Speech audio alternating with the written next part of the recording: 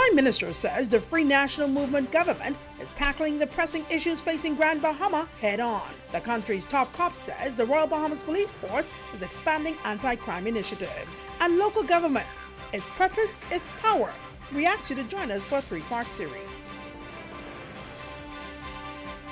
This is the Bahamas Tonight, the Northern Edition. Good evening, all. I'm Shashina Roll. As always, it is so great to have you with us. Topping news this evening, the nation's leader on Grand Bahama this past weekend for a slate of events beginning on Saturday. During a press briefing, Prime Minister, the Honorable Dr. Hubert Minnis, shared his government's plan for Grand Bahama, from hurricane relief to the reopening of hotel properties and the cost of electricity. The nation's leader, Prime Minister, the Honorable Dr. Hubert Minnis, traveling to Grand Bahama to say a special thank you to party supporters on the island. He, along with his wife Patricia, and a delegation were all greeted by Deputy Prime Minister K. Peter Turnquest and Minister of State for Grand Bahama, the Honorable Kwesi Thompson, as well as other local parliamentarians and senior government officials. While on island, Minnis noted that Grand Bahama was among the hardest hit during Hurricane Matthew, and gave the assurance that relief is on the way. He also shared his personal experience as he was also affected by the Category 4 storm. My colleagues here are working diligently trying to resolve as many of the issues as possible. And when we speak, as the debate continues, you would see how irresponsible the previous government was, and that some of the issues could have been addressed, but I won't preempt that debate. But the work continues to go on, and we're working to try and bring relief. In my own home, my roof was just completed 2 days ago. So since the hurricane, I was, still getting wet. He says Grand Bahama has a team of hardworking members of Parliament who will ensure Grand Bahama's overall success from East End to West End. Freeport, Lucaya, which will be positioned as a maritime, sports, and wellness destination in the first instance.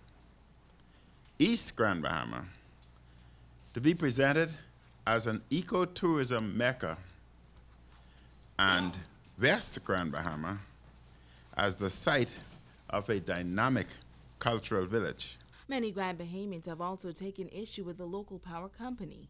The nation's leader says that his government is in the process of exploring alternative power. Power is an issue not just in Grand Bahama, but New Providence and throughout the Bahamas. And we're looking at a national solarization program, and Grand Bahama is not excluded. Grand Bahama has secured 5 seats for the governing Free National Movement. He shares what he believes will be the key to retaining these seats come 2022. I think the most important thing moving forward is communication, keeping individuals informed as to what you're doing. I think once people know exactly what you're doing and what obstacles you encounter as you progress and advance, then you find that people are much more amenable. The problem is when you keep people in the dark and trying to fool them. In other news, the Minister of National Security on island recently touring agencies within his ministry and giving an update on the proposed plans for closed-circuit television throughout the country. Megan Shepard has more details. According to the Bahamas government's official website, the closed-circuit television initiative involves the installation of CCTV in high-crime areas of the country, at tourist attractions, and in the business districts and vulnerable spaces to keep watch over activities in these areas at all times. While on Grand Bahama recently, the Minister of National Security, the Honorable Marvin Dames, gave an update on this project. He says that his ministry plans to expand on the existing project, as well as establish a national neighborhood watch scheme with its own director that will sit at the national level. We will be taking a look at a number of things, programs geared toward young people, but we'll also be looking at CCTV.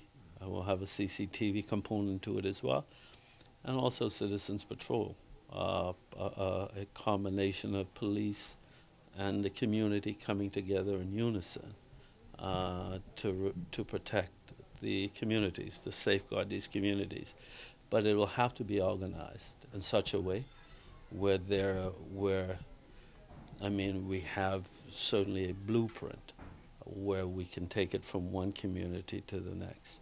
Minister Dame says at the end of the day, a critical part of the initiative is being able to measure its success. Oftentimes we introduce programs into our country and we tout how successful they are without measuring really the success of it, right?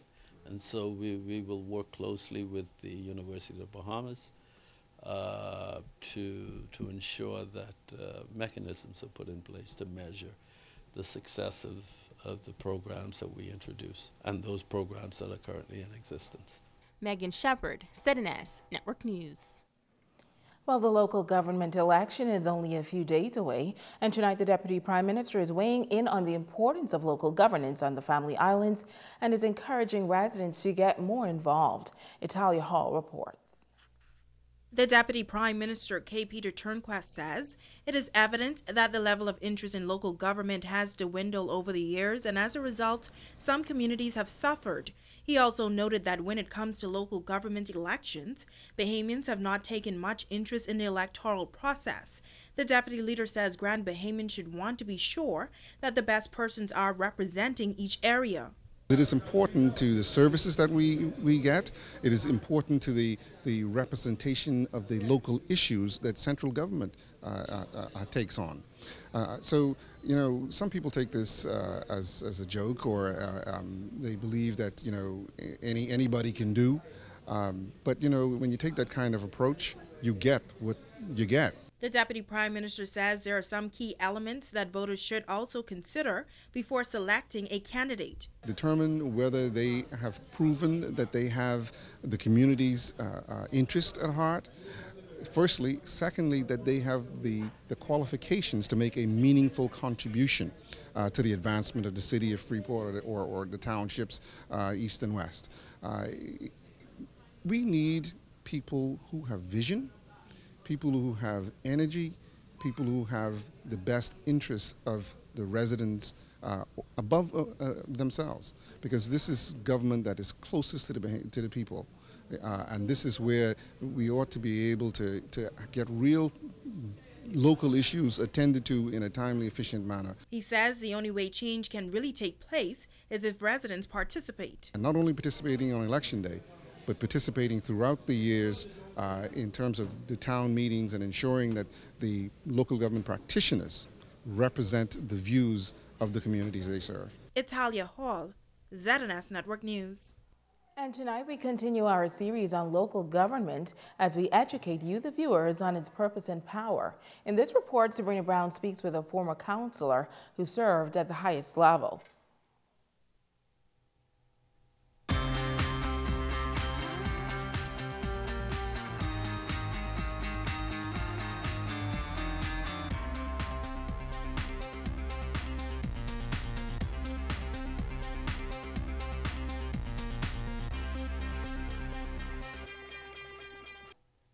Burton Miller became the first chief councillor of the city of Freeport when local government was implemented in 1996.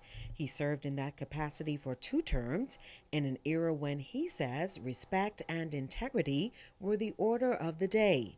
He says local government practitioners should never enter the system with personal agendas. It's never about 9 persons sitting around the table.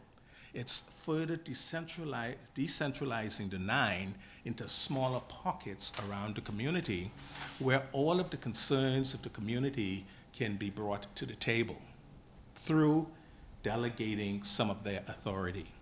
That's what we did. Miller says during his term, councillors worked with the Grand Bahama Port Authority to install 1,000 streetlights, via hydrants and sidewalks, among other improvements to communities. He's appealing to voters to elect persons who will be able to properly represent the needs of their communities. We're driving on streets that are in a state of disrepair, in particular the arterial roads. The collector roads, Dampier Drive, Gambia, Somerville, those roads need to be repaved. There's no one looking at that. No one's saying to the Port Authority, you have a legal obligation to the upkeep of the city. Why does our streets look like this? Why is it that there are no street markers any longer in the middle of the streets where we can see one side versus the other side? Why are the pedestrian crossings almost non-existent? The former chief counselor says he would like to see a formal training program implemented for new counselors. I believe that there is a responsibility by government, to local government, to put in place programs that can better equip individuals who may have had absolutely no training in relations to negotiations, in relations to conducting themselves in meetings, or even dealing with people, to put in place training to allow these persons to get a better understanding of how to present themselves. Sabrina Brown, ZNS Network News. Stay with us, there's more news right after this.